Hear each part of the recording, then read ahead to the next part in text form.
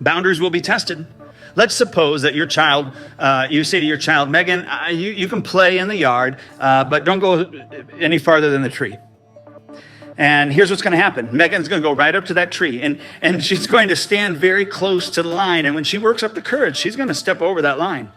And maybe mom says gently but firmly, Megan, I told you the tree was the boundary. Now you march right back inside of that line this instant.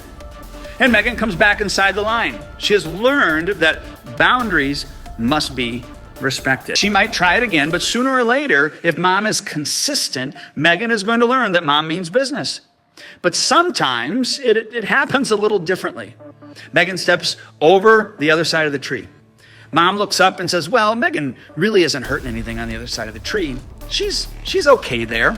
Or maybe mom says, Megan is only 2 feet past the boundary. And look, I don't want to make a big deal of this. And then doesn't say anything. And at this point, I'd like to remind you of an important point from an introductory chapter. You cannot not teach.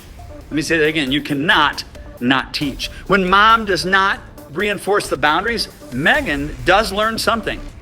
Now, it's not what mom wanted her to learn. And mom probably doesn't even realize that some learning has occurred, but nonetheless, Megan has learned something. She's learned that mom doesn't really mean what she says. And the next time, she's going to push a little harder. Now, please understand, Megan really isn't trying to be disobedient. She's just conducting a test. But also understand what mom does is very important. If you don't establish the boundaries, or you establish boundaries that are not consistent in reinforcing those boundaries, you are making it very hard for your child to learn self-control. Children get the idea of boundaries.